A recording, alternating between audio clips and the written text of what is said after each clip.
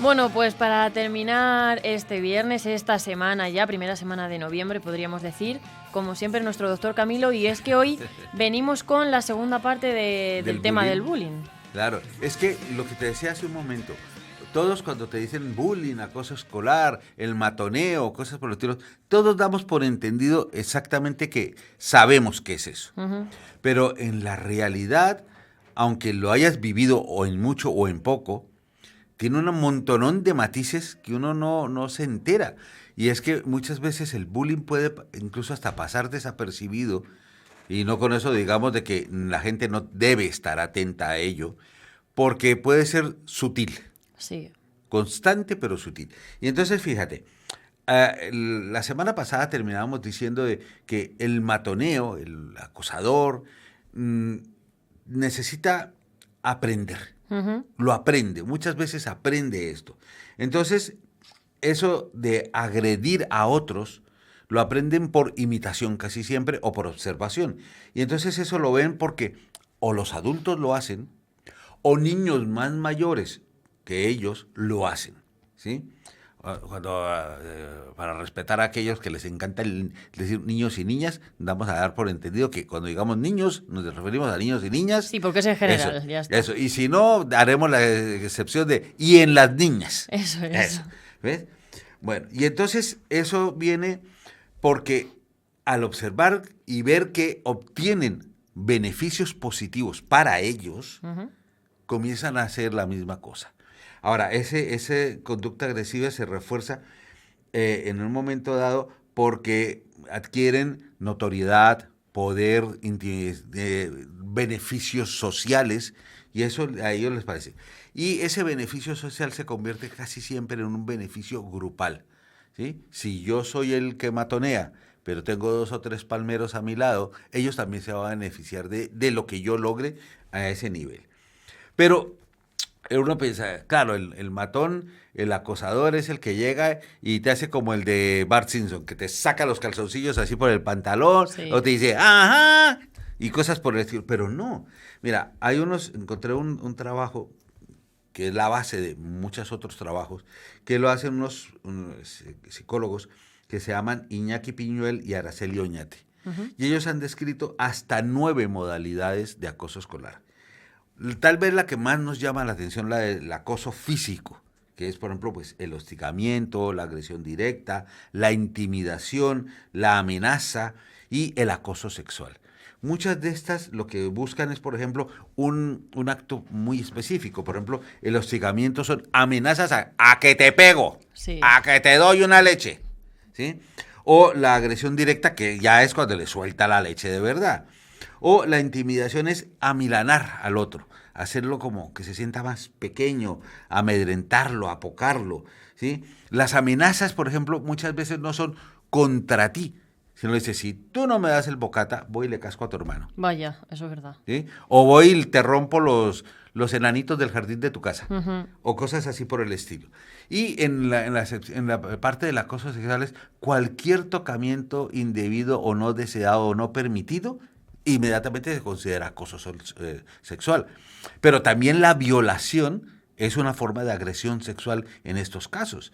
Y fíjate que cada vez hemos visto más en las noticias de niños que violan niñas dentro del colegio. Uh-huh. ¿No? Y eso a mí me parece muy preocupante hasta un cierto punto, porque eso implica también o un desarrollo de la sexualidad demasiado precoz, o una hipersexualidad mediada por otros ámbitos que no sabría yo definirte en este momento. Otro es el bullying verbal. Sí. ¿Sí? Pero es decir, eso ya lo entenderíamos nosotros con el personaje de Bart Simpson, el ajá, uh-huh, es decir, burlarse, insultarle, amenazas, hacer comentarios ofensivos, humillar, menospreciar, eso es lo que va dentro de ese grupo. El bullying psicológico es tal vez uno de los peores, ¿sí? Porque es sigiloso, está escondido y busca dañar la dignidad y la integridad de la persona a la que se acosa. Entonces, por ejemplo, esto incluye la coacción, es decir, de alguna manera obligarlo a que haga cosas contra su voluntad. Tú lo has visto, por ejemplo, con los pederastas que utilizan este tipo de acoso para que la persona que está al otro lado de su pantalla del ordenador, pues, por ejemplo, le mande fotos sexuales o cosas por el estilo, ¿sí?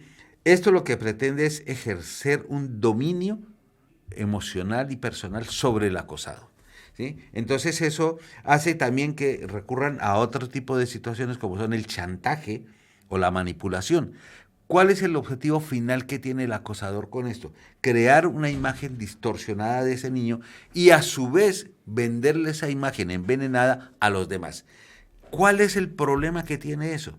Que los demás en un momento dado compran esa idea y entonces dicen, pues sí, claro, tiene razón, él se merece que le hagan esto porque es un atontado, o se merece que le hagan esto porque tiene no sé qué, y se suman al acoso psicológico. Entonces cuando tú ves que el que empezó el problema, ¿sí?, ya muchas veces no necesita seguir porque el resto de la clase ya ha comprado la idea y son los que se burlan del otro, le hacen zancadillas, se burlan, lo humillan y cosas así por el estilo, ¿sí? Dentro de este grupo del acoso psicológico está el cotilleo, ¿sí? Inventar chismes o cosas reales que son personales tuyas, pero que las chismosean y pueden correr como un meme fácilmente. Otra forma de bullying es el bullying social. Hay dos formas grandes del bullying social, uno que se llama el del bloqueo social y otro el de la exclusión social. El bloqueo social busca el aislamiento social de la persona, ¿sí? Entonces son, por ejemplo, conductas como prohibiciones para jugar con el grupo, o para hablar con el grupo, o para comunicarse con otras personas, ¿sí? Que nadie se meta ni se relacione con él. Eso es un bloqueo social. La exclusión social, ¿sí?, es, por ejemplo, no te vamos a invitar a la fiesta, tú no vas a ir al paseo con nosotros, yo no quiero hacer un trabajo de clase contigo. O el otro viene y te dice algo y tú como que... Yo no le haces caso. No te he oído, yo no he oído nada, ¿sí? Entonces... Eso es un punto importante. También hay una cosa que busca del bloqueo social, es meterse con el niño para decirle que no a todas estas cosas y hacerlo llorar.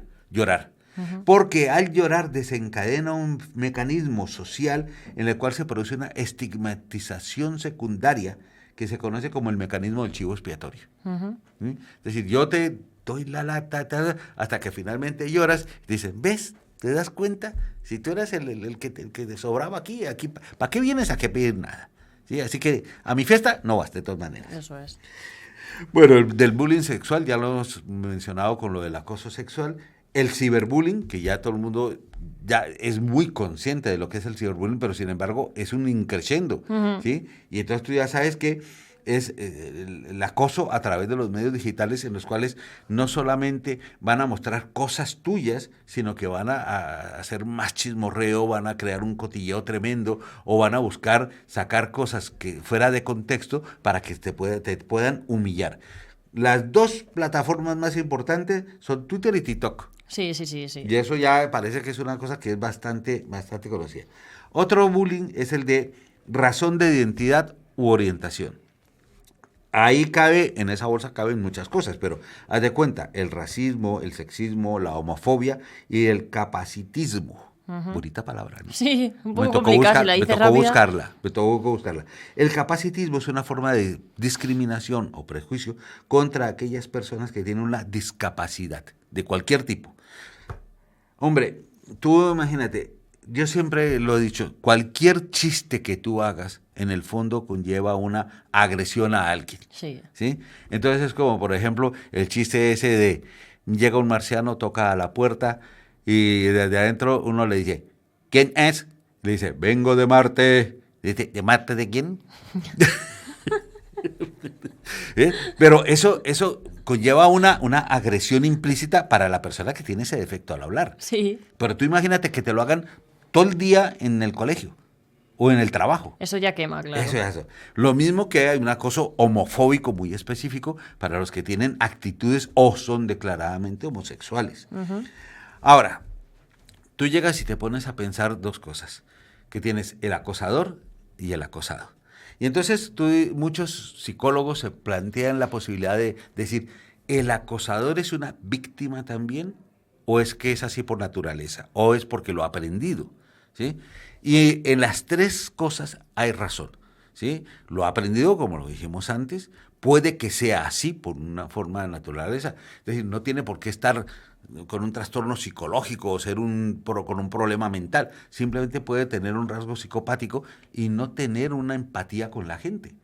Pero sí que es muy cierto que muchos de ellos crecen en entornos que son machistas, agresivos, violentos, y ellos después van a ser iguales, machistas, agresivos y violentos. O sea que en un principio puede ser que sí sean víctimas cuando están en este punto, pero no lo sean cuando están en el otro. ¿Sí? Además, pueden ser de pronto víctimas en el sentido de que si has aprendido a ser así en un entorno violento o agresivo, y eres violento y agresivo porque lo has aprendido así, pudiese ser que seas una víctima en el sentido de que nadie intentó corregir esa visión distorsionada y mala que tienes de los demás. ¿Ves? Ahora, ahí también tienes que tener en cuenta de que el acosado, ¿sí?, puede ser personas que sean teóricamente privilegiados, ¿sí? Y entonces, el acosador sea teóricamente privilegiado, es decir, son personas que sí tienen un éxito académico, tienen un éxito social o tienen un éxito deportivo y pueden ser a veces, o la mayoría de las veces, acosadores porque se creen que tienen un rango superior que los demás. Sí, que están por encima, ¿sí? Claro. Pero muchas otras veces tienen el rango de acosados precisamente porque son el rarito del grupo. ¿Sí? Ahora, los niños que tienen un acoso escolar pueden sufrir un montón de pequeños problemas que al juntarse son un gran problema y que no siempre los vemos. Pero los vamos así a leer rápidamente, porque en principio en televisión los dicen cada rato. Tienen problemas de la memoria, problemas de la concentración, descenso del rendimiento escolar, depresión, ansiedad, falta de apetito, dolor de cabeza, un malestar general, sensación de cansancio permanente, dificultades para dormir, acompañadas muchas veces de pesadillas, aislamiento social, apatía, están en una alerta constante por si el acosador me persigue o me va a atacar, no quieren ir al colegio, no quieren juntarse con los demás compañeritos, faltan a clase con alguna frecuencia, bien sea por una razón real o imaginaria, ¿sí? Tienen sentimientos de culpa y ellos creen que eso se lo hacen porque es culpa de ellos. Es que, ¿cómo no me van a pegar si yo no soy tan buena gente de regalarle mi bocadillo al batón? Yeah. ¿Sí? Tienen llantos incontrolados, tienden a ocultar esto y niegan que les esté pasando ese tipo de problemas. Tú los ves siempre con nerviosismo, siempre son pesimistas, ¿sí? Y lo que es peor es que muchísimas veces tienen tendencias a autolesionarse o una tendencia clara hacia el suicidio. Y esa parte la del autolesionarse debería ser relativamente fácil de ubicar, pero la tendencia hacia el suicidio no siempre se ve. Y tenemos que tener una idea clara de que en el momento en que percibamos sobre todo esas señales de tendencias al suicidio, hay que actuar de inmediato. ¿Sí? Entonces, eso es una parte que es muy importante. No se puede... Mira, el niño que por alguna razón dice, es que me quiero morir, mejor ponle atención. Claro, o sea, no creo que lo diga por no nada. Bueno, ahora, a su lado hay un grupo de personas que se llaman testigos y colaboradores, que también sufren, que pueden experimentar ansiedad o miedo, o bien sea porque se identifican con la víctima o con su indefensión, pero también pueden desestabilizarse respecto a la violencia o perder una capacidad de empatía o solidaridad. No es que sean no empáticos, sino que aprenden a no ser empáticos.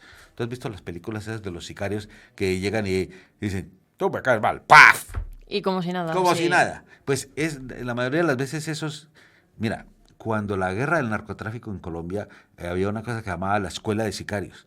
Y les enseñaban a perder esa emoción para que pudieran cumplir con su trabajo como Dios manda. Claro, sí, sangre fría y claro, ya está. Ahora, esto de testigos y colaboradores se extiende a un ámbito que es mucho mayor que el niño y el matón. La familia, el colegio y la sociedad. ¿Por qué? Porque la familia también sufre las consecuencias del niño acosado. El centro, ya has visto cómo se desestabiliza un colegio con lo que ha pasado con esta niña en días pasados, o en la sociedad en el futuro.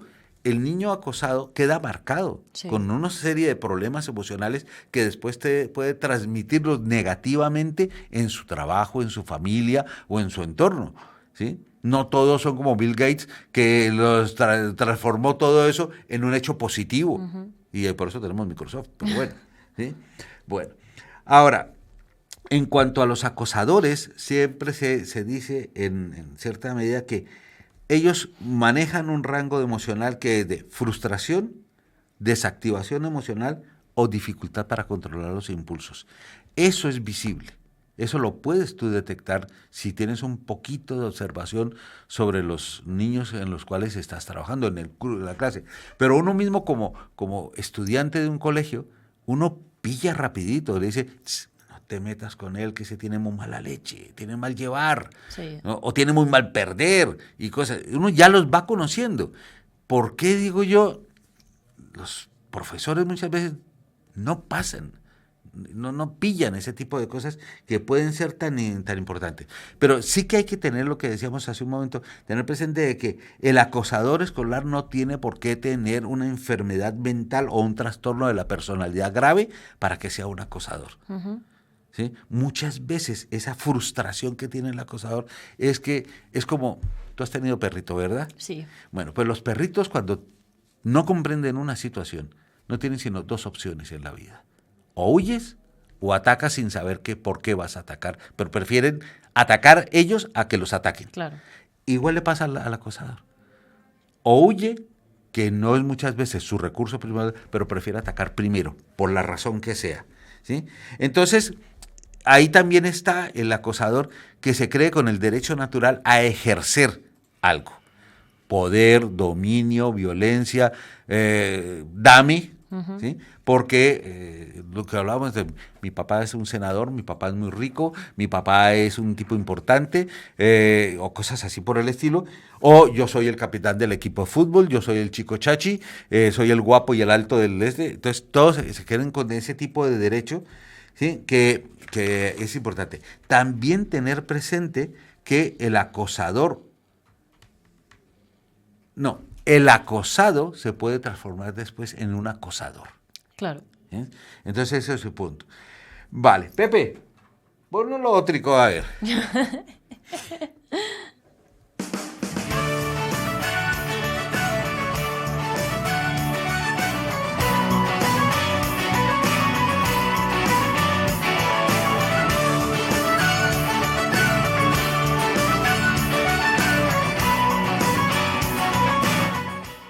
Bueno, esto es Celtas Cortos. Sí. ¿Sí? Me confundí de tu equipo, de tu grupo favorito que es bueno, pero son Celtas Cortos también de la misma región y todo. Sí, sí. Esta fue una canción que compusieron ellos y la cantan para apoyar a la gente con acoso escolar. Y se llama Tú también cuentas. Sí. Porque lo que ellos nos venden en esta canción es ese concepto. Aquí todo el mundo tiene que hacer. ¿Sí? No es un problema del acosador y el acosado, ni del entorno del uno, ni del entorno del otro, ni de los profesores, ni del colegio. Son todos los que tienen que estar ahí. Entonces sí que es importante que todos tengan en un momento dado una participación activa. ¿Sí? Es decir, que se están haciendo muchos grupos de formación en acoso escolar, de tal manera de que la primera etapa sean los propios compañeros los que se encarguen de detectar el acoso, de tratar de impedir el acoso o de ser mediadores dentro del acoso. ¿Sí? Y eso parece que está dando muy buen resultado. Sí, el siguiente nivel es que el profesor que los controla pues tenga esa misma visión, ¿sí? Y que abandonen de una vez por todas ese concepto de que esto es normal para su edad o normal para su sexo. Cosa de niños. Sí, que también es cierto que tú llegas y ves que muchos de estos profesores se quejan de que no les dan una formación suficiente. Yo me bajé 4 o 5 protocolos de actuación en acoso escolar por comunidades. Sí. Por ejemplo, el protocolo de actuación del acoso escolar en Andalucía son 2 hojitas. 2 hojitas. Con lo importante que es. Sí, mira, es que es nada lo que dicen ahí. Es decir, yo entiendo que si tú eres un profesor, te has leído el protocolo y tratas de descifrar eso, en qué tengo que hacer o cómo lo tengo que hacer, de verdad que te quedas muy corto, pero muy corto. Porque en principio o lo dejas pasar o haces demasiado. Lo normal es que lo dejes pasar porque de pronto te ves en la situación de que si hago algo, no sé si estoy haciéndolo bien o qué consecuencias va a traer para todo el mundo. Claro. Sin embargo, vas y ves el protocolo de actuación de acoso escolar en la Comunidad de Madrid, tiene 50 y tantas páginas con un detalle, pero con un detalle increíble. ¿Sí? Y de ahí para adelante, que son los 2 polos que yo encontré, pues puedes encontrar un montón de cosas intermedias. ¿Sí? Seguramente cada comunidad autónoma tendrá el suyo. Yo no encontré sino esos. ¿Sí? Pero sería de pronto sentarse uno a buscar y comparar. Pero sí que es muy importante que se detalle bien en qué debo ver, qué debo observar, qué es lo que debo intermediar, cómo debo actuar cuando llegue esto, cómo se abre un protocolo de investigación para acoso, informar, sobre todo la parte de informar, que es una cosa que se saltan mucho. Hay que informar a organismos que se encarguen de ello, informar a la familia, hablar con los niños en esto, hay que informarlos de que se ha detectado ese tipo de problema. Pero el problema es que no solamente tener el protocolo y decirle, anda, léetelo. Yeah. Sino que habrá que hacer cursos de simulación y cursos de actuación para poder hacer que ese protocolo funcione. Ahora, sí que habíamos hablado poquito, lo habíamos mencionado como que el bullying no termina en el colegio. El bullying puede pasar a otros ámbitos, como puede ser la universidad, donde puede persistir el bullying, donde ciertas, ¿cómo podríamos decir?, ideas se arrastran durante toda la vida, como por ejemplo, el que es muy estudioso, ese es malo. Eres malo, eres tonto, eres un pijo, ¿sí? Ahí quemándote las pestañas todo el día en lugar de pasarla bien. Yeah. O es al que me voy a aprovechar para que necesito que me hagas un trabajo, ¿sí? Y si no me lo haces te voy a dar bien dado. Sí, o cosas por el estilo. Ese tipo de ideas se sigue arrastrando toda la vida. El que es muy deportista ve que los que no son muy deportistas pues son una mierdecilla ahí que ni te atreves a hablarme a mí porque te doy un cachete y te volteo la cara al revés. Sí. ¿No? Entonces eso se sigue arrastrando en la universidad y se sigue arrastrando a la vida laboral del adulto. Entonces el bullying en adultos, ¿sí?, existe. Y existe exactamente igual como si siguieran en el colegio. Es decir, te excluyen de las conversaciones, se burlan de ti, te hacen comentarios intimidantes, te faltan al respeto, te castigan con el silencio, ¿sí? Así, no me hables. ¿No? No se cortan al momento de burlarse de ti o de carcajearse de ti por cualquier motivo. Incluso pueden llegar a sentirte amenazado porque evidentemente te puede amenazar con ello. Entonces, la diferencia entre el bullying escolar y el bullying de adulto es que es sutil e insidioso. Es decir, todos los días un poquito de perfil bajo para que los demás no se den cuenta. Vaya. Pero eso es una cosa que yo creo que debemos introducir muy bien dentro de nuestra mentalidad y conocimiento, para evitar que tengamos más problemas como los que ya hemos tenido. Pues sí, la verdad es que sí. Bueno, Camilo, terminamos por hoy. Muchas gracias como siempre por estar con nosotros. Esperemos que cada vez tengamos que hablar menos de este dichoso acoso escolar que nos trae un poco de cabeza últimamente. Pero bueno, el lunes volvemos como siempre, aquí a las 12:20 en Onda Cero Portollano. Que tengan un estupendo fin de semana. Quizás todo lo cambia, la historia que vuelve a empezar. Cada día que pasa